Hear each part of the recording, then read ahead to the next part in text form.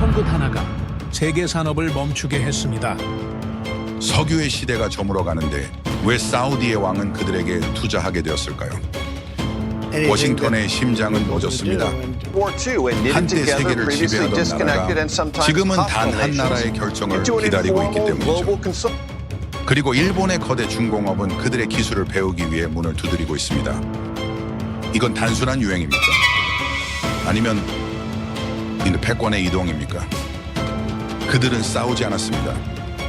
대신 미래를 만들었죠. 그리고 이제 세계는 그들이 만든 길 위를 걷고 있습니다. 그 나라는 바로 대한민국입니다. 지금부터 그 놀라운 현장 속으로 들어가 보시죠. 미국에서 날아온 충격적인 이야기. 바로 시작합니다. 그리고 지금 어디에서 시청하고 계신지 댓글로 남겨주세요. 여러분의 이야기도 듣고 싶습니다. 그 전에 잠깐 1초 만에 누를 수 있는 좋아요 버튼을 꾹 눌러주시면 영상 제작에 큰 힘이 됩니다. 그럼 바로 사연 시작하겠습니다. 70년짜리 계약을 파기하는 방법이 뭘까요? 전쟁일까요? 아닙니다. 협상이요? 그것도 아닙니다. 답은 단 한 단어였습니다. 안녕하세요. 리처드 알론소입니다. 저는 그날 워싱턴 최고층 회의실에서 목격했습니다. 세계 최강대국이 벌벌 떠는 순간을 말이죠. 제 사무실은 워싱턴 중심가 최고층에 있습니다. 이곳에서 보이는 건 단순한 풍경이 아니에요. 권력의 흐름입니다. 국방부에서 정부 청사로, 정부 청사에서 금융가로 흐르는 돈과 힘의 물줄기를 저는 매일 관찰합니다. 제 직업은 간단합니다. 저는 현실을 읽어주는 사람이에요. 정치인들이 자유와 민주주의를 외칠 때 저는 그 연설 뒤에 붙은 가격표를 계산합니다. 동맹이라는 단어 뒤엔 언제나 청구서가 숨어 있습니다. 제 고객들은 거대 방산업체와 금융기관, 그리고 국방부 관계자들입니다. 그들은 제게 묻습니다. 어디에 베팅하고 언제 손을 떼야 하는지를요. 그날 아침 제 책상 위엔 두꺼운 보고서가 놓여 있었습니다. 붉은색 기밀 스탬프가 찍힌 표지에 이렇게 적혀 있었습니다. 대한민국 안보비용 청구권 첫 페이지를 펼치자 숫자가 눈에 들어왔습니다. 3,500억 달러, 약 500조 원이에요. 한국 외환 보유고의 80%에 해당하는 금액입니다. 이건 국가의 생명줄 그 자체였습니다. 제 동료들은 이 숫자를 보고 과하다고 했습니다. 하지만 저는 다르게 생각했습니다. 이건 갈취가 아니에요.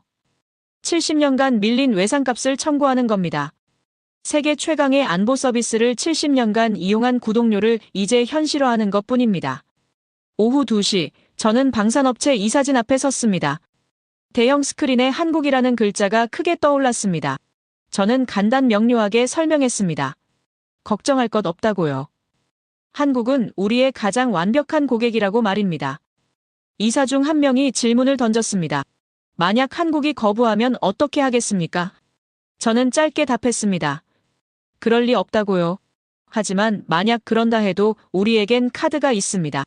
주한미군이라는 카드와 더 강력한 무언가가 있다고 말입니다. 회의가 끝났습니다. 저는 확신에 차서 사무실로 돌아왔습니다. 이번 주가 지나면 한국은 협상 테이블로 올 것입니다. 어떻게든 이 금액을 깎아달라고 애걸할 것이라고 생각했습니다. 저는 최종 보고서를 작성하며 이렇게 적었습니다.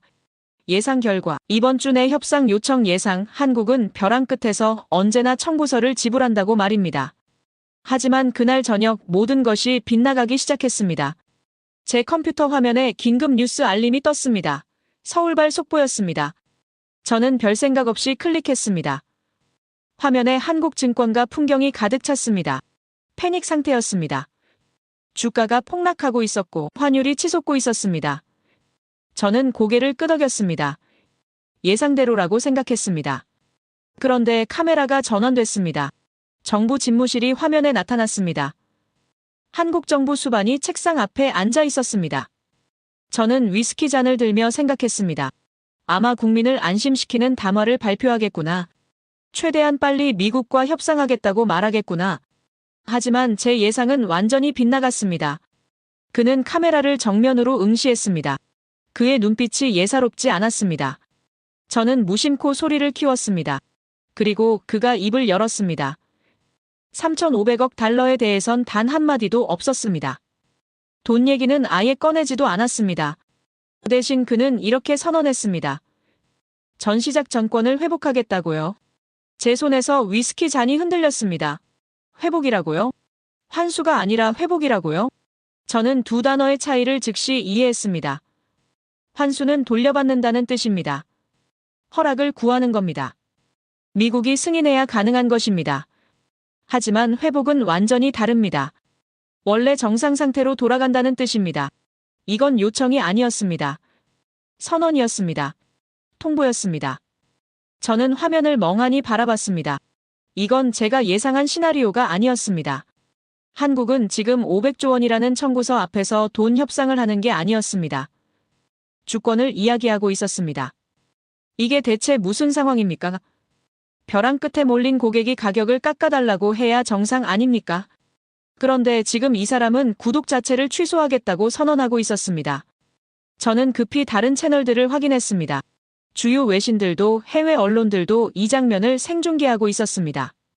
전 세계가 지금 이 순간을 보고 있었습니다. 자막이 화면 하단에 흘러갔습니다. 한국 정부 전자권 회복 선언, 70년 만에 주권 회복 통보. 제 전화기가 울리기 시작했습니다. 방산업체 고객이었습니다. 목소리가 다급했습니다.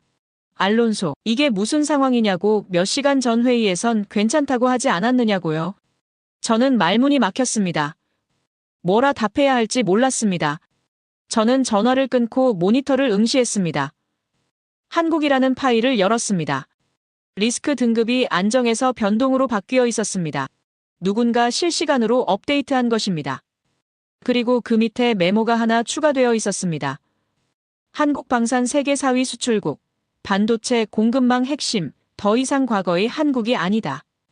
저는 깊게 숨을 들이쉬었습니다. 뭔가 잘못됐습니다. 제가 뭔가 놓쳤던 겁니다. 저는 화면을 계속 바라봤습니다. 한국 정부 수반의 눈빛이 화면에 가득했습니다. 그 눈빛엔 두려움이 없었습니다. 오히려 확신이 있었습니다. 70년간 참아온 무언가를 이제 더 이상 참지 않겠다는 확신 말입니다. 저는 새 보고서를 작성하기 시작했습니다. 제목이 바뀌었습니다. 대한민국 긴급 재평가 필요, 예상 시나리오 전면 수정. 제 손가락이 키보드 위에서 멈췄습니다. 그리고 저는 처음으로 느꼈습니다.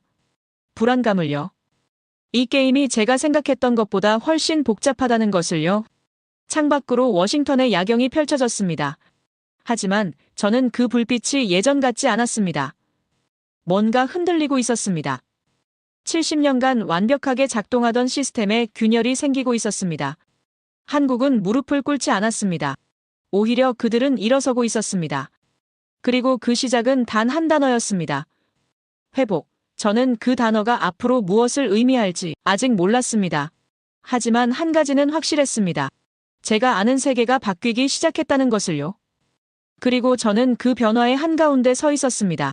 그날 밤 저는 잠을 이루지 못했습니다. 사무실 책상 앞에서 모니터를 응시한 채 새벽을 맞이했습니다.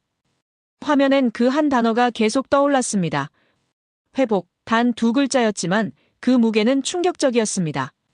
저는 30년간 이 일을 해왔습니다. 동맹국들이 어떻게 움직이는지 알고 있었습니다. 그들은 언제나 패턴이 있었습니다. 요구를 받으면 협상을 시작합니다. 금액을 깎으려 노력합니다. 그리고 결국엔 타협합니다. 이게 저가 아는 게임의 규칙이었습니다. 하지만 한국은 그 규칙을 따르지 않았습니다. 아니, 정확히 말하면 게임 자체를 바꿔버렸습니다.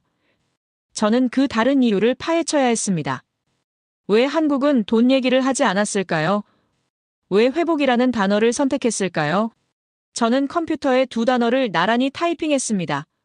환수와 회복, 겉으로 보기엔 비슷해 보입니다. 둘 다 무언가를 되찾는다는 뜻이니까요. 하지만 그 속에 숨겨진 의미는 하늘과 땅 차이였습니다. 환수라는 단어 속엔 명확한 위계가 존재합니다. 권한을 준 쪽과 받는 쪽이 있습니다. 미국이 허락해야 한국이 받을 수 있다는 구조입니다. 이건 지극히 수동적입니다.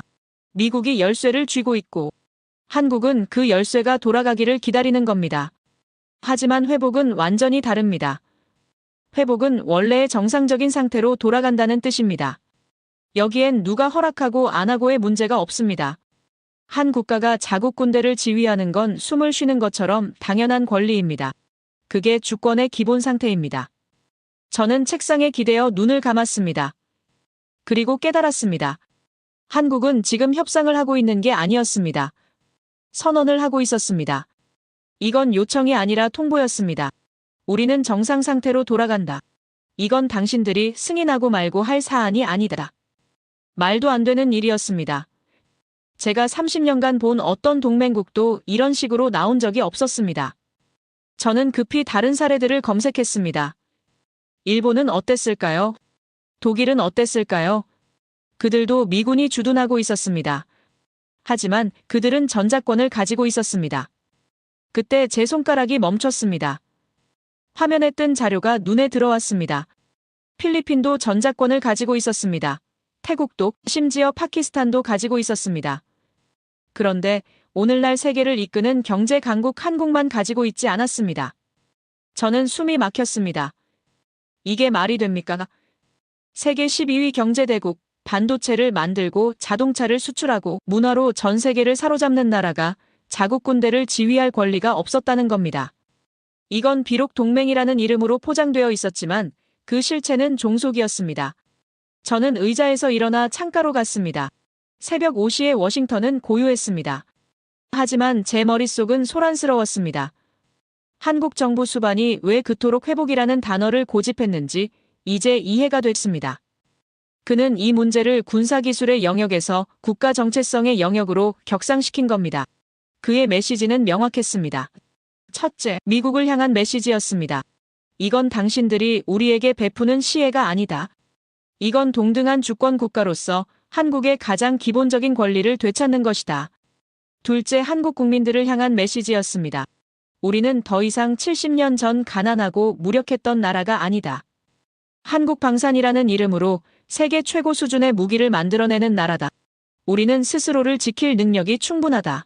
저는 모니터로 돌아와 한국의 최근 데이터들을 검색했습니다. 숫자들이 화면을 채워갔습니다.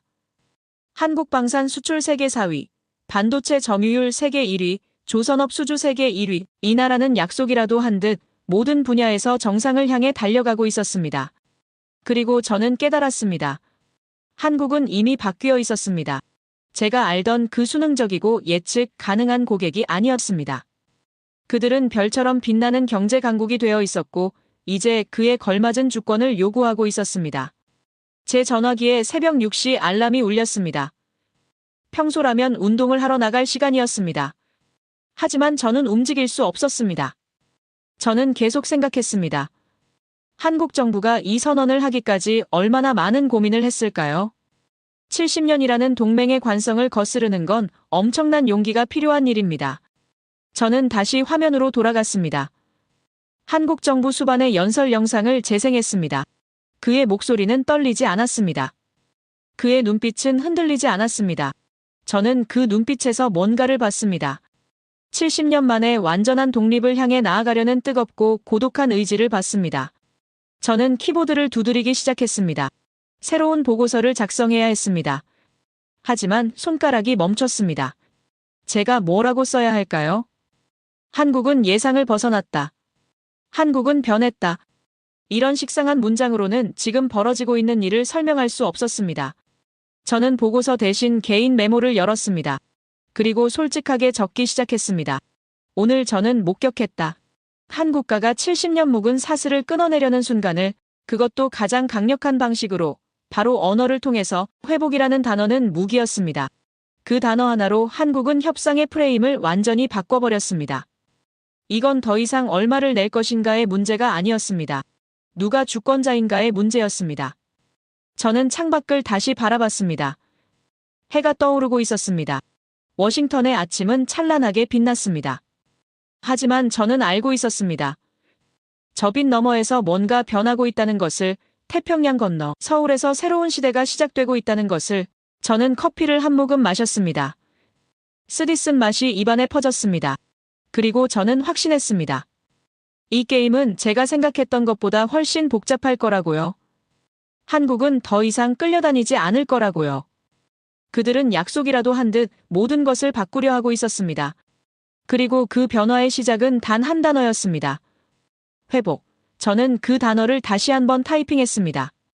그리고 보고서 제목을 정했습니다. 회복이라는 혁명, 한국이 세계에 던진 선전포고라고요. 그날 오전, 저는 더 깊이 파헤쳐 들어갔습니다. 전자권이라는 표면 뒤에 숨겨진 무언가가 있다는 확신이 들었습니다. 저는 한국의 에너지 구조를 분석하기 시작했습니다. 데이터가 화면을 채워갔습니다. 그리고 저는 발견했습니다. 1970년대에 맺어진 한미 원자력 협정이라는 문서를요. 이건 기술 협력처럼 보였지만 실상은 달랐습니다. 한국은 사용 후 핵연료를 재처리할 수 없습니다. 우라늄을 고농축할 수도 없습니다. 모든 것에 미국의 승인이 필요합니다. 저는 숨이 막혔습니다. 이게 진짜 목줄이었습니다. 한국의 전력 30%가 원자력에서 나옵니다. 2030년경이면 저장소가 포화됩니다. 그럼 원전이 멈춰야 합니다. 반도체 공장이 정지하고 경제가 붕괴됩니다. 이건 국가적 심장마비였습니다. 저는 명확하게 정리했습니다. 미국이 3,500억 달러를 청구할 수 있었던 다른 이유를 말입니다. 진짜 지렛대는 주한미군이 아니라 이 에너지 협정이었습니다. 한국이 자주 국방을 외쳐도 전기 없이는 아무것도 못합니다. 저는 보고서를 작성하기 시작했습니다. 제목은 간단했습니다. 한국의 진짜 약점, 저는 확신했습니다. 한국은 결국 이 사슬 앞에서 무릎을 꿇을 것이라고요. 바로 그때였습니다. 제 컴퓨터에서 이메일 알림음이 울렸습니다. 새벽 2시에 도착한 메일이었습니다. 발신자를 확인하자 손이 멈췄습니다. 한국 정부 싱크탱크에서 보낸 공식 문서였습니다. 제목이 화면에 떠올랐습니다. 상호 확증 파괴 시나리오 분석. 저는 첨부 파일을 클릭했습니다. PDF가 열렸습니다. 표지에 붉은색 글자가 박혀 있었습니다. 한국 공급망 중단 시 미국 산업 영향평가. 저는 천천히 스크롤을 내렸습니다. 그리고 충격을 받았습니다. 첫 페이지에 이렇게 적혀 있었습니다. 시나리오 1. 한국 반도체 생산 중단 시 미국 텍사스 반도체 공장 즉시 가동 중단. 미국 내 전자제품 생산 6개월 이내 전면 마비. 이건 예측이 아니었습니다. 이건 경고였습니다. 저는 다음 페이지로 넘어갔습니다. 시나리오 2. 한국 방산 수출 중단 시 유럽 전선 주력 자주포 포탄 공급 차질. 현재 비축량 수개월 내 소진. 동맹국 방어 능력 심각한 타격. 제 손이 떨렸습니다. 세 번째 페이지가 더 충격적이었습니다. 시나리오 3. 한국 조선업 중단 시 미국 해군 부품 공급망 붕괴. 함정 정비 일정 최소 1년 지연. 태평양 전략 전면 재검토 필요. 이건 말도 안 되는 일이었습니다. 저는 마지막 페이지를 펼쳤습니다. 결론 부분이었습니다. 그곳엔 단 한 문장이 적혀 있었습니다. 한국 경제가 멈추면 미국 안보와 경제도 멈춘다. 이것이 상호 확증 파괴입니다. 저는 화면을 멍하니 바라봤습니다. 이건 협박이 아니었습니다. 이건 사실 확인이었습니다. 한국은 지금 우리에게 말하고 있었습니다. 당신들이 우리 심장을 쥐고 있다면 우리도 당신들 심장을 쥐고 있다고요. 우리가 죽으면 당신들도 죽는다고요. 저는 의자에 깊이 앉았습니다. 제가 뭔가 놓쳤습니다. 아주 중요한 무언가를요. 저는 지난 몇 년간의 지표들을 떠올렸습니다. 한국 반도체가 세계를 이끄는 넘볼 수 없는 위치에 올랐다는 것, 한국 방산이 세계 4위 수출국이 됐다는 것, 이건 단순한 경제 성장이 아니었습니다. 이건 전략적 변화였습니다. 한국은 70년간 보호받는 약한 동맹국이었습니다. 하지만 지금은 달랐습니다. 그들은 우리가 절대 잃어선 안 되는 공급망의 심장이 되어 있었습니다. 우리의 편견이 우리를 속였던 겁니다. 제 전화기가 울리기 시작했습니다. 새벽 3시였습니다. 방산업체 고위 관계자였습니다. 목소리가 떨리고 있었습니다. 알론소 한국에서 문서를 받았느냐고, 이게 대체 무슨 상황이냐고요. 저는 입이 떨어지지 않았습니다. 전화가 끊기기도 전에 또 울렸습니다. 이번엔 반도체 기업 이사였습니다. 한국 없이는 우리 공장이 못 돌아간다고, 텍사스 신규 공장도 한국 장비와 부품으로 지어졌다고, 당장 한국과 협상하라고 소리쳤습니다. 세 번째 전화가 왔습니다. 국방부 관계자였습니다. 유럽 동맹국들이 한국산 무기에 의존하고 있다고, 만약 한국 방산이 멈추면 나토 방어선에 구멍이 뚫린다고, 이건 농담이 아니라고 말했습니다. 저는 전화기를 내려놨습니다. 손이 떨렸습니다. 제 책상 위엔 2개의 보고서가 놓여 있었습니다. 하나는 제가 방금 작성한 한국의 약점 분석이었고, 다른 하나는 한국에서 보내온 상호 확증 파괴 시나리오였습니다. 저는 깨달았습니다. 우리가 한국의 에너지를 쥐고 있는 동안 한국은 우리의 미래를 쥐고 있었던 겁니다. 이건 일방적 종속이 아니었습니다. 이건 상호 의존이었고 동시에 상호 파괴였습니다. 창밖으로 워싱턴의 새벽이 밝아오고 있었습니다. 하지만 저는 그 빛이 예전 같지 않았습니다. 뭔가 근본적인 것이 바뀌었습니다. 70년간 우리가 믿었던 힘의 구조가 무너지고 있었습니다. 저는 한국에서 보낸 문서를 다시 펼쳤습니다. 마지막 문장을 다시 읽었습니다. 한국 경제가 멈추면 미국 안보와 경제도 멈춘다. 이것이 상호 확증 파괴입니다. 이건 위협이 아니었습니다. 이건 국제 경제의 새로운 현실이었습니다. 저는 새 보고서를 작성하기 시작했습니다. 제목이 바뀌었습니다. 대한민국 긴급 재평가, 우리는 더 이상 한국을 약자로 볼 수 없다. 한국은 우리가 협박할 수 있는 상대가 아니라 우리가 잃어선 안 되는 파트너가 되어 있었습니다. 저는 키보드를 두드리다 멈췄습니다. 그리고 인정했습니다. 제가 틀렸다고요. 한국은 무릎을 꿇지 않을 겁니다. 오히려 우리가 한국 없이는 버틸 수 없다는 걸 증명해 보였습니다. 이게 그들의 진짜 카드였습니다. 그리고 저는 처음으로 느꼈습니다. 공포를요. 우리가 에너지로 한국을 협박하는 동안 한국은 미래 산업으로 우리를 올가매고 있었습니다. 이건 문화적으로도 국제 경제적으로도 완전히 새로운 게임이었습니다. 저는 화면을 응시했습니다. 한국이라는 나라가 새롭게 보였습니다. 그들은 더 이상 우리의 고객이 아니었습니다. 그들은 우리와 함께 죽고 함께 살아야 하는 운명 공동체가 되어 있었습니다. 며칠이 흘렀습니다. 워싱턴과 서울 사이엔 이상한 정적이 흘렀습니다. 우리는 에너지 카드를 쥐고 있었고 한국은 공급망 카드를 쥐고 있었습니다. 양쪽 모두 방아쇠를 당길 수 없었습니다. 이건 교착 상태였습니다. 저는 그 시간 동안 계속 생각했습니다. 한국이 왜 이토록 확신에 차 있었는지를요. 얼마 전에 봤던 한국 정부의 눈빛과 똑같았습니다. 두려움이 없는 눈빛, 오히려 뭔가를 확신하는 눈빛 말입니다. 그날 오후 제 사무실 문을 두드리는 소리가 들렸습니다. 미래 기술팀 애널리스트였습니다. 그는 태블릿을 들고 있었습니다. 알론소 씨, 이걸 봐야 합니다. 한국 관련 보고서인데 심상치 않습니다. 저는 태블릿을 받아들었습니다. 화면에 뜬 제목이 눈에 들어왔습니다. 아모지 석유 시대 종말을 예고하는 아시아의 중심에서 시작된 혁명. 저는 눈살을 찌푸렸습니다. 지금 에너지 경계를 다투는 판에 무슨 미래 기술 타령입니까? 하지만 애널리스트는 물러서지 않았습니다. 투자자 명단을 보십시오. 저는 스크롤을 내렸습니다. 그리고 손이 멈췄습니다. 아마존, 사우디 아람코, 삼성, SK, 미쓰비시, 총 투자 금액 4천억 원. 저는 다시 읽었습니다. 사우디 아람코요? 석유의 왕이 친환경 스타트업에 투자한다는 게 말이 됩니까? 저는 고개를 들어 애널리스트를 바라봤습니다. 그가 말했습니다. 이게 바로 충격적인 진실입니다. 아람코는 자신들의 종말을 예감하고 있는 겁니다. 저는 다시 화면을 응시했습니다. 회사 설명란을 읽기 시작했습니다. 아모지, 미국에 설립된 암모니아 기반 수소 운송 기술 회사, 공동 창업자 4명 모두 MIT 출신 한국인 박사. 저는 숨을 들이쉬었습니다. 한국인이라고요? MIT 박사 4명이 만든 회사라고요? 저는 더 깊이 읽어내려갔습니다. 핵심 기술, 액화수소의 영하 253도 저장 문제를 암모니아 결합 방식으로 해결, 상온 운송 가능, 특허 등록 완료. 저는 태블릿을 내려놨습니다. 이게 무슨 의미입니까? 애널리스트가 설명하기 시작했습니다. 수소는 미래 에너지입니다. 하지만 영하 253도로 냉각해야 해서 운송이 불가능했습니다. 그런데 이 한국인들이 그 금기를 깼습니다.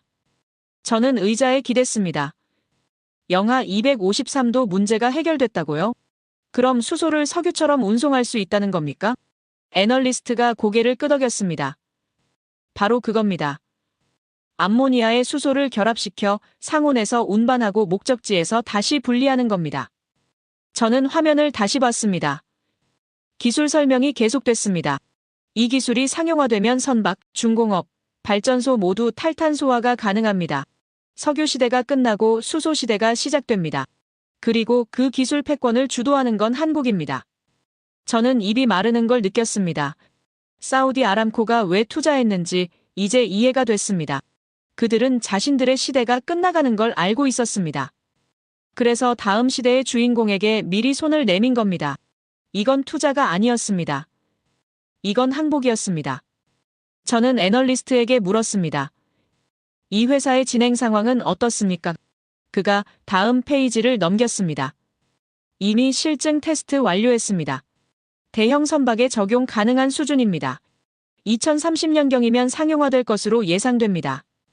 2030년 제 머릿속에서 뭔가 연결됐습니다. 한국의 원전 저장소가 포화되는 시점도 2030년입니다. 설마 이게 우연일까요? 저는 화면을 다시 봤습니다. 그리고 깨달았습니다. 한국은 시간을 벌고 있었던 겁니다. 회복 선언으로 우리의 주의를 끌고 상호 확증 파괴로 우리를 묶어두고 그 사이에 완전히 새로운 에너지 혁명을 준비하고 있었던 겁니다. 아모지가 성공하면 한국은 더 이상 우리의 원자력 협정이 필요 없습니다. 저는 의자에서 일어났습니다. 창밖을 바라봤습니다. 워싱턴의 하늘이 맑았습니다. 하지만 제 머릿속은 폭풍우였습니다. 모든 조각이 맞춰지기 시작했습니다. 한국 정부의 확신에 찬 눈빛 회복이라는 선언 상호 확증 파괴 문서, 그리고 아모지. 이건 우연이 아니었습니다. 이건 치밀하게 계획된 전략이었습니다. 한국은 우리가 현재의 에너지를 쥐고 흔드는 동안 미래의 에너지를 만들고 있었던 겁니다. 우리는 70년 묵은 협정을 무기로 들었고 한국은 100년 먹을 기술을 만들어냈습니다. 저는 다시 태블릿을 들었습니다. 아모지 창업자들의 사진이 있었습니다. 4명의 젊은 한국인이 실험실에서 환하게 웃고 있었습니다. 그들의 눈빛은 누구도 넘볼 수 없는 확신으로 가득했습니다. 저는 그 사진을 한참 바라봤습니다. 이들은 MIT에서 공부하고 미국에서 회사를 세웠지만 그들의 정체성은 명확했습니다. 한국인 박사, 한국의 기술, 한국의 미래. 이들은 아시아의 중심에서 세계를 리드하는 새로운 세대였습니다. 저는 애널리스트에게 물었습니다. 이 기술의 파급력은 어느 정도입니까? 그가 답했습니다. 게임 체인저입니다.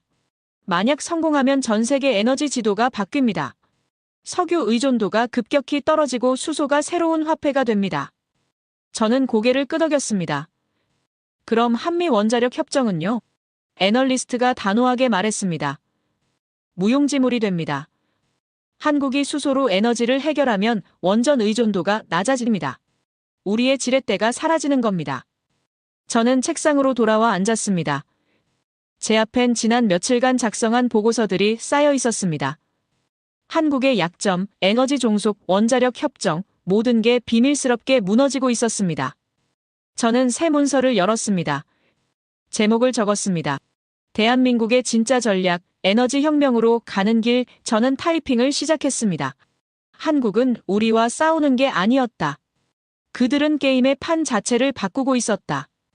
우리가 70년 묵은 계약서를 들고 협박하는 동안 한국은 새로운 미래를 설계하고 있었습니다. 우리가 과거의 지배력을 유지하려 할 때 한국은 미래의 주도권을 잡으려 하고 있었습니다. 저는 다시 아모지 창업자들의 사진을 봤습니다. 4명의 젊은 얼굴이 화면에 가득했습니다. 그들은 실험실에서 웃고 있었지만 그들이 만들어내는 건 단순한 기술이 아니었습니다. 그들은 한국의 완전한 독립을 만들고 있었습니다. 저는 깨달았습니다. 한국 정부가 왜 그토록 확신에 차 있었는지를요.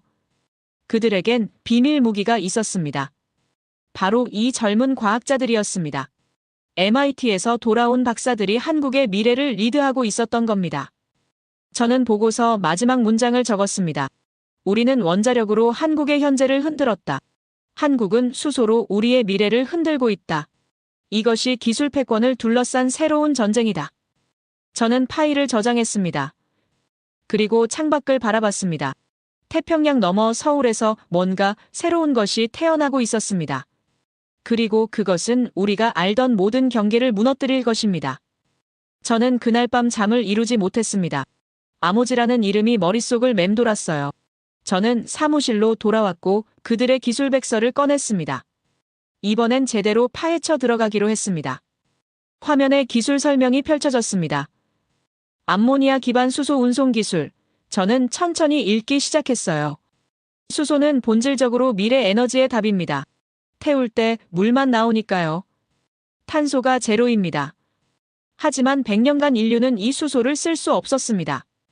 왜냐고요? 영하 253도라는 심연 같은 온도 때문이었습니다. 수소를 액체로 만들려면 이 극저온까지 냉각해야 해요. 이건 엄청난 에너지와 비용이 듭니다. 게다가 운송 중에 조금만 온도가 올라가도 폭발 위험이 있었죠.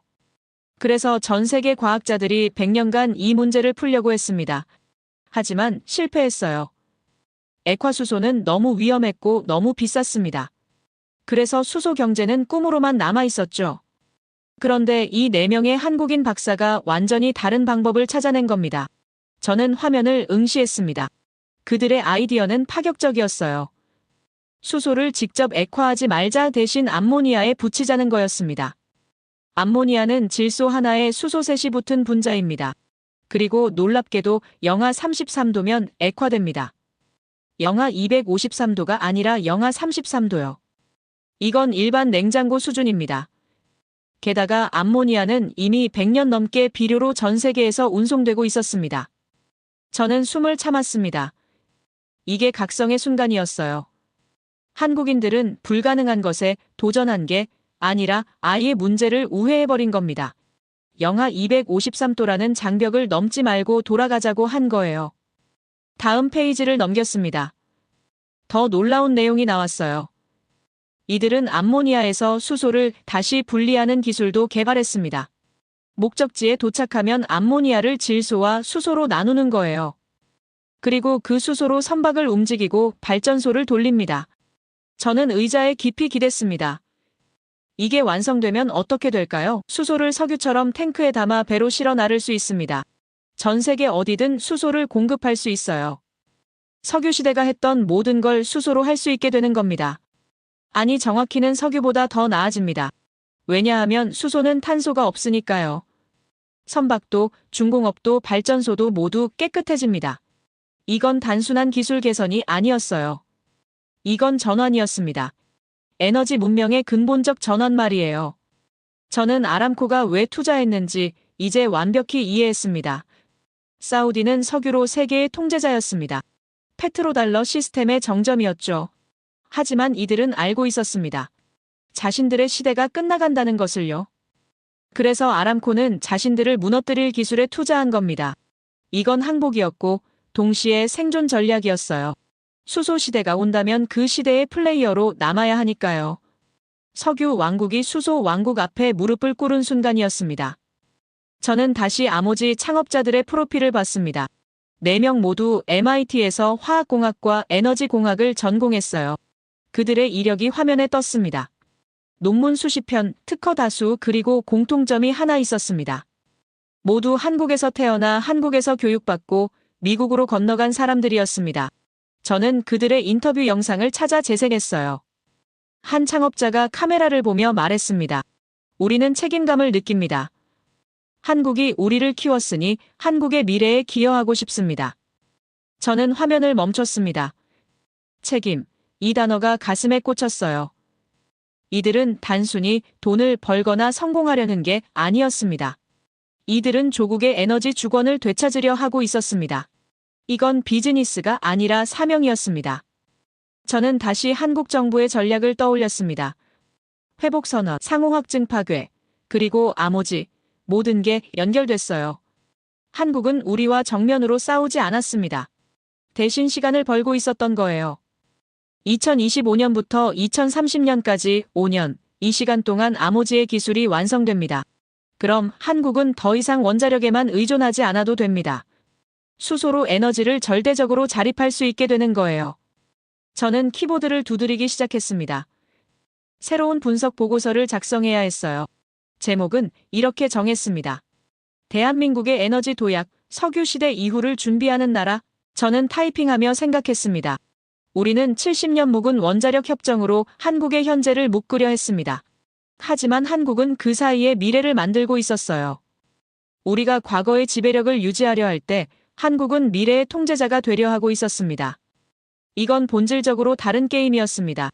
우리는 한국을 약자로 봤어요. 보호받아야 할 동맹국으로 생각했죠.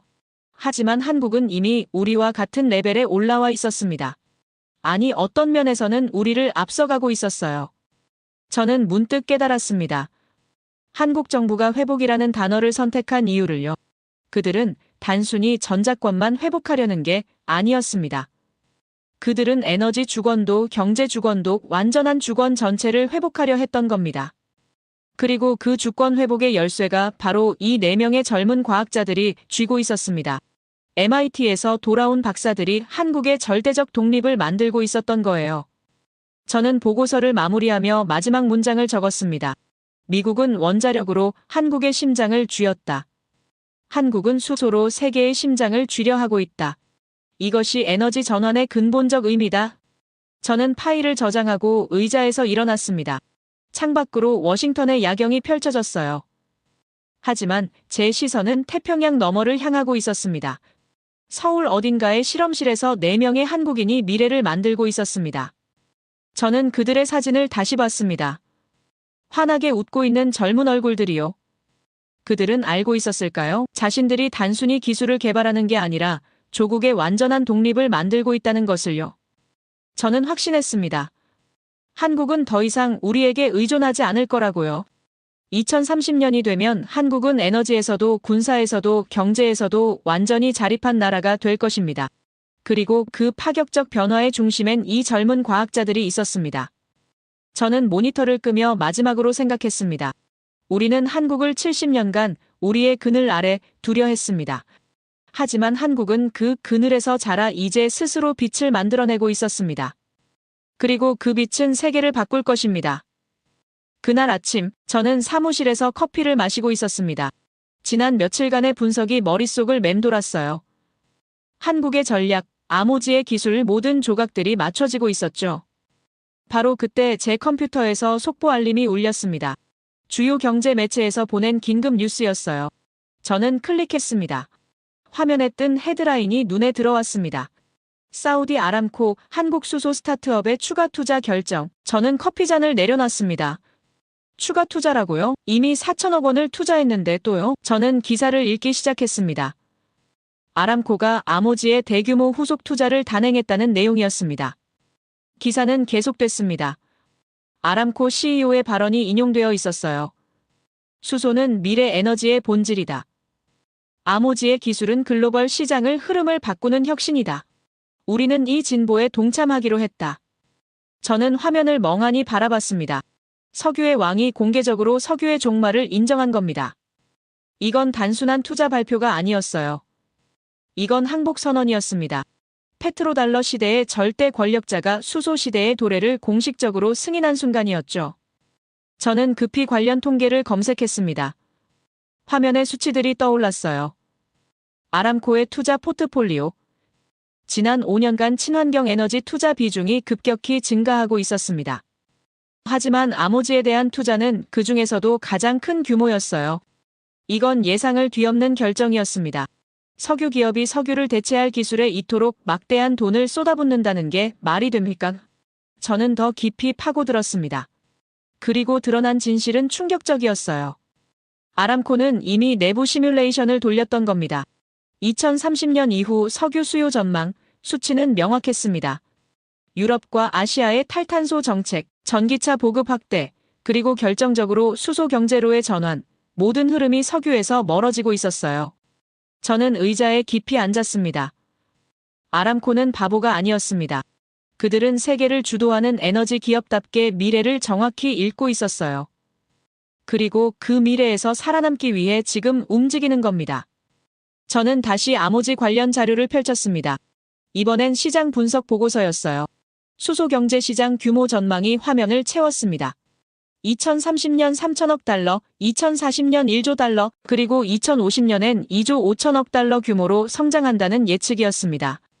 이 글로벌 시장에서 아모지가 차지할 위치는 어디일까요? 저는 다음 페이지를 넘겼습니다. 시장 점유율 예측치가 나왔어요. 만약 아모지의 기술이 성공하면 수소 운송 시장의 30%에서 40%를 장악할 것으로 보였습니다. 저는 계산기를 두드렸습니다. 수치가 나왔어요. 2040년 기준 약 3천억 달러에서 4천억 달러 규모입니다. 이건 한 나라의 GDP에 맞먹는 금액이었습니다. 4명의 한국인 박사가 만든 회사가 이만한 가치를 창출할 수 있다는 겁니다. 저는 숨을 깊이 들이쉬었습니다. 이제 모든 게 이해됐어요. 아람코가 왜 서둘러 추가 투자를 단행했는지 말입니다. 이건 단순한 재무적 결정이 아니었습니다. 이건 생존을 위한 선택이었어요. 저는 다시 한국의 전략을 떠올렸습니다. 회복선언으로 시작해서 상호 확증 파괴로 시간을 벌고 그 사이에 아모지를 키워낸 것, 이 모든 게 하나의 완벽한 그림이었습니다. 저는 키보드를 두드리기 시작했어요. 새 보고서에 제목을 적었습니다. 대한민국의 완벽한 전략, 70년 종속에서 세계를 주도하는 국가로의 인식의 전환. 저는 타이핑하며 감탄했습니다. 이건 정말 예술이었어요. 한국은 우리와 정면으로 싸우지 않았습니다. 대신 게임의 규칙을 바꿔버렸어요. 우리가 원자력으로 협박할 때 한국은 수소로 미래를 만들었습니다. 우리가 70년 묵은 계약서를 흔들 때 한국은 100년 먹을 기술을 개발했어요. 저는 문득 한국의 문화적 유산을 떠올렸습니다. 이 나라는 70년 전 전쟁의 폐허였습니다. 하지만 그들은 포기하지 않았어요. 한강의 기적을 만들어냈고 반도체 강국이 됐으며 문화로 세계를 사로잡았죠. 그리고 지금 한국은 에너지에서도 똑같은 일을 하고 있었습니다. 불가능을 가능으로 바꾸는 것, 약자에서 강자로 올라서는 것, 이게 한국의 DNA였습니다. 이건 단순히 경제 발전이 아니었어요. 이건 민족적 의지였습니다. 저는 아모지 창업자들의 인터뷰를 다시 찾아봤습니다. 그중 한 명이 이렇게 말했어요. 우리는 한국에서 배웠습니다. 불가능은 없다는 것을. 우리 부모 세대가 전쟁의 잿더미에서 이만한 나라를 만들지 않았습니까? 저는 화면을 멈췄습니다. 이 한마디가 모든 걸 설명했어요. 이들은 단순히 기술자가 아니었습니다. 이들은 한국의 문화적 유산을 이어받은 세대였습니다. 포기하지 않는 유전자, 불가능에 도전하는 DNA를 물려받은 사람들이었어요. 저는 보고서를 계속 작성했습니다. 아람코의 추가 투자는 상징적 의미가 있다. 이것은 석유 시대의 종말과 수소 시대의 시작을 공식화하는 사건이다. 그리고 그 새로운 시대를 세계를 주도하는 건 한국이다. 저는 타이핑을 멈추고 창밖을 바라봤습니다. 워싱턴의 하늘이 맑았어요. 하지만 저는 알고 있었습니다. 저 하늘 너머에서 세계가 바뀌고 있다는 것을요. 에너지의 중심이 중동에서 동아시아로 이동하고 있었습니다. 저는 다시 통계를 확인했습니다. 한국의 에너지 기술 투자 추이가 화면에 떴어요. 지난 10년간 꾸준히 증가하고 있었습니다. 특히 수소와 재생에너지 분야에서 급격한 성장이 보였어요. 이건 우연이 아니었습니다. 한국은 오래전부터 준비하고 있었던 겁니다. 원자력 협정의 굴레를 벗어날 방법을 수십 년간 모색해왔던 거예요. 그리고 마침내 아모지라는 답을 찾아낸 겁니다. 저는 보고서 결론을 적기 시작했습니다. 대한민국의 전략은 완벽했다. 전자권 회복으로 군사 본질을 되찾고 상호 확증 파괴로 협상력을 확보하고 아모지로 에너지 독립을 완성한다. 이것이 진정한 인식의 전환이다. 저는 마지막 문장을 적었습니다. 미국은 70년간 한국을 통제했다고 믿었다. 하지만 한국은 그 70년 동안 완전한 독립을 준비하고 있었다. 그리고 2030년 한국은 누구에게도 의존하지 않는 완전한 주권 국가가 될 것이다. 저는 파일을 저장했습니다. 그리고 다시 아람코 뉴스를 봤어요. 석유의 왕이 한국 청년들 앞에 무릎 꿇은 날, 이 날짜는 역사에 기록될 것입니다. 에너지 패권이 바뀐 날로 말이에요. 저는 의자에서 일어나 창가로 갔습니다. 태평양 너머 서울 어딘가에서 4명의 젊은 과학자가 일하고 있었습니다. 그들은 알고 있을까요? 자신들이 단순히 회사를 키우는 게 아니라 역사를 쓰고 있다는 것을요. 저는 확신했습니다. 한국은 해냈다고요. 70년 종속의 사슬을 끊고 미래를 스스로 만들어냈습니다. 그리고 그 진보의 중심엔 문화적 유산을 이어받은 젊은 세대가 있었습니다. 저는 그들에게 경의를 표했습니다. 아람코의 추가 투자 발표 이후 저는 긴급 회의를 준비했습니다. 이 변화를 고객들에게 보고해야 했어요. 제 상급자인 제임스 존슨 부사장도 회의실에 들어왔습니다. 존슨은 50대 후반의 베테랑이었습니다. 그는 80년대 일본의 전성기를 직접 목격한 사람이에요. 그의 부인이 일본인이었고 도쿄에서 오랜 시간을 보냈죠. 그래서 그는 항상 아시아 문제에선 자신이 전문가라고 생각했습니다. 저는 프레젠테이션을 시작했습니다. 대형 스크린에 아모지 자료가 떠올랐어요. 한국인 창업자들의 기술이 세계를 이끄는 혁신이 될 것이라고 설명했죠. 아람코의 추가 투자가 그 증거라고 말했습니다. 그때 존슨이 끼어들었습니다. 알론소 잠깐만요. 자네 요즘 한국에 너무 빠진 거 아닌가요? 회의실이 조용해졌어요. 존슨의 목소리는 차갑게 가라앉았습니다. 그가 계속 말했습니다. 저는 아시아 사정을 잘 압니다. 제 아내가 일본인이고 80년대 도쿄를 경험했죠. 그때 일본을 봤습니다. 소니와 도요타가 세계를 제패하던 시절을요. 그게 진짜 기술 강국이에요. 존슨이 자료를 넘기며 말했습니다. 한국이요? 편견 없이 객관적으로 봅시다. 아직 일본에 한참 못 미칩니다. 일본은 이미 핵 재처리 기술도 갖고 있어요. 플루토늄도 보유하고 있죠. 한국은 그것조차 허락받지 못했잖습니까? 저는 반박하려 했습니다. 하지만 존슨이 손을 들어 제지했어요. 알론소 숨겨진 진실을 봅시다. 일본 기업들도 수소 기술을 개발하고 있습니다. 도요타의 수소차, 혼다의 연료전지, 그들이 진짜 선두주자죠. 존슨은 회의실을 둘러보며 말했습니다. 제 장인이 도쿄대학 공학 교수였습니다. 일본의 기술 깊이를 저는 잘 압니다.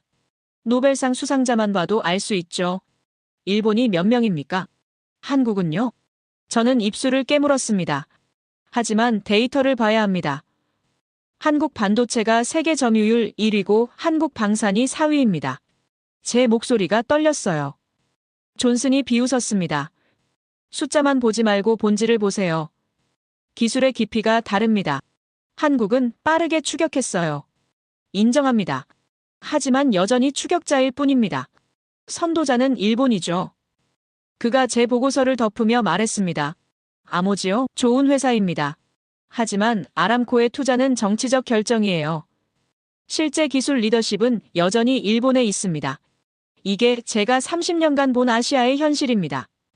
저는 말도 안 되는 상황에 화가 치밀었습니다.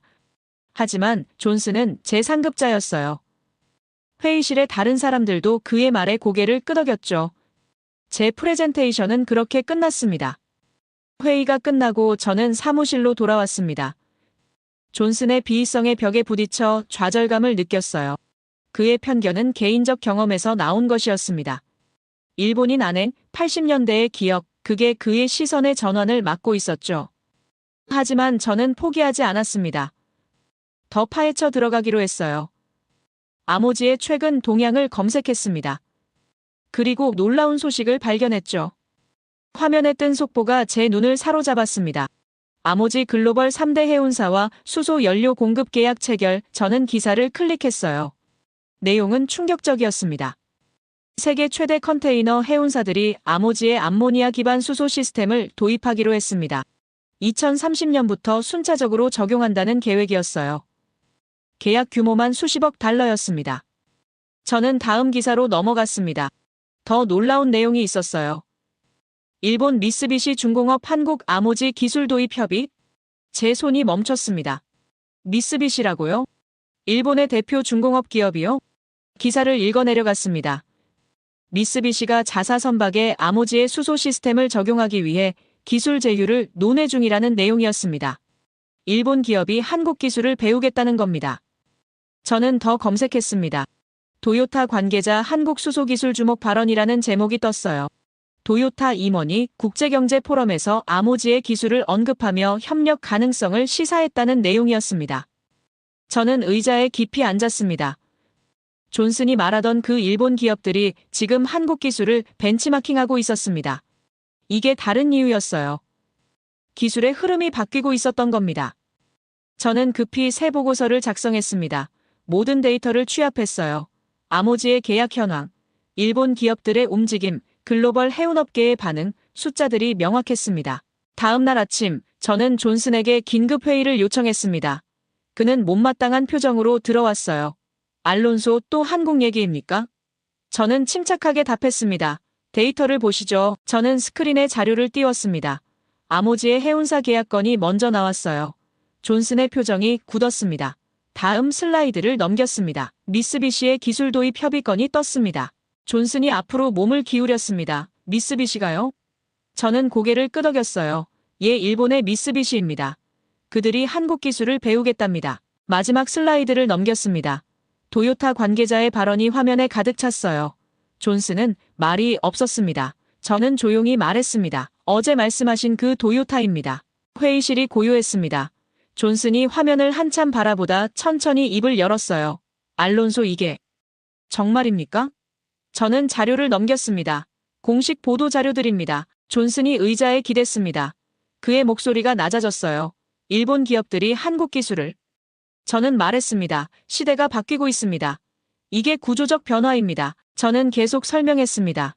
80년대 일본이 전자와 자동차를 지배했던 건 맞습니다. 하지만 문화적으로도 기술적으로도 세대가 교체됐습니다. 지금은 한국이 반도체와 배터리와 수소를 선도합니다. 존슨이 고개를 끄덕였습니다. 그의 확신이 흔들리고 있었어요. 저는 마지막 슬라이드를 보여줬습니다. 아람코와 미쓰비시와 도요타 세 회사의 로고가 나란히 떠 있었습니다. 저는 말했습니다. 석유의 왕도, 일본의 중공업도, 자동차 거인도 모두 한국 청년들의 기술을 인정했습니다. 이게 2025년의 현실입니다. 존슨이 한참을 침묵하다 입을 열었습니다. 알론소 자네 말이 맞았네. 내가 과거에 갇혀 있었어. 시대가 정말 바뀌었군. 그의 목소리엔 인정이 담겨 있었습니다. 저는 창밖을 바라봤습니다. 워싱턴의 하늘이 맑았어요. 하지만 저는 알고 있었습니다. 진짜 혁명은 태평양 너머에서 일어나고 있다는 것을요. 한국은 더 이상 추격자가 아니었습니다. 그들은 선도자가 되어 있었어요. 일본마저 인정한 기술력, 석유 왕국도 무릎 꿇은 혁신, 이게 한국의 시선의 전환이었습니다. 저는 보고서를 마무리하며 적었습니다. 70년간 한국은 보호받는 약자였다. 하지만 이제 한국은 세계를 이끄는 강자다. 그리고 그 변화를 가장 먼저 알아본 건 그들의 경쟁자들이었다. 그날 밤, 저는 사무실에 홀로 남았습니다. 창밖으론 워싱턴의 야경이 펼쳐졌어요. 하지만 제 시선은 책상 위에 쌓인 보고서들을 향하고 있었습니다. 지난 몇 주간의 모든 기록이 거기 있었습니다. 회복이라는 선언, 상호 확증 파괴 문서, 아모지의 기술, 아람코의 항복, 미쓰비시의 인정, 그리고 존슨의 변화, 모든 조각이 하나의 그림을 완성하고 있었어요. 저는 천천히 각 보고서를 다시 펼쳤습니다. 첫 번째는 회복 선언이었어요. 한국 정부가 전자권을 회복하겠다던 그 순간 저는 그때 이해하지 못했습니다. 왜 그들이 돈이 아니라 의지를 이야기했는지를요. 이제 알겠습니다. 한국은 단순히 군대 지휘권을 되찾으려던 게 아니었어요. 그들은 70년간 잃어버렸던 완전한 주권을 되찾으려 했던 겁니다. 군사 주권, 에너지 주권, 경제 주권, 모든 것을요. 두 번째 보고서를 폈습니다. 상호 확증 파괴 시나리오였어요. 한국이 보내온 그 문서는 협박이 아니었습니다. 그건 사실 확인이었죠. 우리가 서로 얽혀 있다는 것. 어느 한쪽이 무너지면 둘 다 무너진다는 것. 저는 웃음이 나왔습니다. 우리는 한국을 약자로 봤어요. 하지만 한국은 이미 우리가 절대 잃어선 안 되는 파트너가 되어 있었습니다. 반도체 없이 우리 공장이 못 돌아가고 방산 무기 없이 우리 동맹이 흔들리는 상황이었죠. 세 번째는 아모지 보고서였습니다. 4명의 젊은 한국인이 만든 기술이 세상을 바꾸고 있었어요. 영하 253도라는 100년 장벽을 우회하는 도전 정신, 석유 시대를 끝내는 혁명, 이게 한국 청년들의 답이었습니다. 저는 그들의 사진을 다시 봤습니다. 실험실에서 환하게 웃고 있는 4명의 얼굴이요. 그들은 단순히 사업가가 아니었습니다. 그들은 조국에 대한 책임감으로 움직이는 사람들이었어요. 한국이 키워준 은혜를 갚겠다는 의지를 가진 세대였습니다. 저는 의자에서 일어나 창가로 갔습니다. 워싱턴의 불빛이 반짝이고 있었어요. 하지만 저는 깨달았습니다. 세계의 중심이 이동하고 있다는 것을요. 미국뿐만 아니라 이제 아시아의 중심에서도 미래가 만들어지고 있었습니다. 그리고 그 중심엔 한국이 있었습니다. 더 이상 보호받는 약자가 아니라 스스로 길을 개척하는 강자로서 말입니다. 전자권을 회복하고 에너지를 자립하고 기술로 세계를 선도하는 나라. 저는 책상으로 돌아와 마지막 보고서를 작성하기 시작했습니다. 제목은 간단했어요. 대한민국 완전한 주권 회복의 의미. 저는 키보드를 두드리며 적었습니다. 한국의 전략은 완벽했다. 회복 선언으로 의지를 보였고 상호 확증 파괴로 협상력을 확보했으며 아모지로 미래를 준비했다. 이 세 가지가 하나로 연결되어 완전한 독립을 만들어냈다. 2030년이 되면 한국은 더 이상 누구에게도 의존하지 않을 것이다. 군대는 스스로 지휘하고 에너지는 스스로 생산하며 기술로 세계를 이끌 것이다. 이것이 진정한 주권 국가의 모습이다. 저는 타이핑을 멈추고 생각했습니다. 한국이 이렇게 할 수 있었던 이유가 뭘까요? 저는 지난 몇 주간 본 것들을 떠올렸습니다. 한국 정부의 확신에 찬 눈빛, 청년 과학자들의 헌신, 기업들의 단결. 이건 단순히 정부나 기업이나 개인의 노력이 아니었습니다. 이건 국가 전체의 의지였어요. 70년간 참아온 것을 더 이상 참지 않겠다는 민족적 결단이었습니다. 저는 다시 타이핑을 시작했습니다. 한국은 전쟁의 폐허에서 일어났다. 원조를 받던 나라에서 원조를 주는 나라가 됐다. 무기를 수입하던 나라에서 무기를 수출하는 나라가 됐다. 이제 한국은 에너지마저 스스로 해결하려 한다. 이것이 한국의 긍지다. 불가능을 가능으로 바꾸는 힘, 위기를 기회로 전환하는 능력. 이게 한국인들의 특별함이다. 저는 이 민족을 과소평가했던 것을 인정한다. 저는 보고서를 저장하고 한 가지 파일을 더 열었습니다. 개인 메모장이었어요. 공식 보고서가 아닌 제 솔직한 생각을 적기 시작했습니다. 나는 30년간 이 일을 해왔다. 동맹국들이 어떻게 움직이는지 안다고 생각했다. 하지만 한국은 내가 아는 모든 규칙을 깼다. 그들은 예측 불가능했고 동시에 완벽하게 계획적이었다. 회복이라는 단어 하나로 70년 프레임을 바꿨다. 상호 확증 파괴로 우리를 묶어뒀다. 그 사이에 아모지로 미래를 만들었다. 이건 외교가 아니라 예술이었다. 나는 한 나라가 이토록 치밀하고 대담할 수 있다는 걸 몰랐다. 저는 문득 화면을 전환했습니다. 인터넷에서 아모지 실험실의 최근 영상을 찾아봤어요. 한국 어딘가의 연구소였습니다. 젊은 과학자들이 장비를 점검하고 있었죠. 카메라가 그들의 얼굴을 비췄습니다. 진지하면서도 희망찬 표정이었어요. 그들은 알고 있었을까요? 자신들이 단순히 기술을 개발하는 게 아니라 조국의 완전한 독립을 만들고 있다는 것을요. 영상 속 한 연구원이 동료에게 뭔가를 설명하고 있었습니다. 그의 눈빛엔 긍지가 가득했어요. 이 기술로 한국이 에너지 독립을 이룬다는 자부심, 세계에 기여한다는 사명감이 느껴졌습니다. 저는 영상을 멈추고 그 장면을 한참 바라봤습니다. 이들이야말로 진짜 애국자들이었습니다. 말로만 조국을 사랑한다고 외치는 게 아니라 실험실에서 밤을 새우며 조국의 미래를 만드는 사람들이었어요. 저는 개인 메모에 마지막 문장을 적었습니다. 나는 오늘 목격했다. 한 나라가 70년 종속의 사슬을 끊고 완전한 주권을 되찾는 과정을, 그리고 그 과정의 중심엔 책임감 있는 청년들이 있었다. 저는 파일을 저장하고 의자에 기댔습니다. 제 30년 경력에서 가장 인상 깊은 사례였어요. 약자가 강자가 되는 과정, 종속이 독립으로 변화하는 순간 이 모든 걸 저는 생생히 지켜봤습니다. 창밖으로 동이 트기 시작했습니다. 워싱턴의 새벽이 밝아오고 있었어요. 하지만 저는 알고 있었습니다. 진짜 새로운 아침은 태평양 너머 서울에서 시작되고 있다는 것을요. 저는 모니터를 끄며 마지막으로 생각했습니다. 한국은 해냈다. 전자권을 회복하고 에너지를 자립하고 기술로 미래를 열었다. 이제 그들은 미국뿐만 아니라 어떤 나라에도 의존하지 않는 완전한 주권 국가가 될 것이다.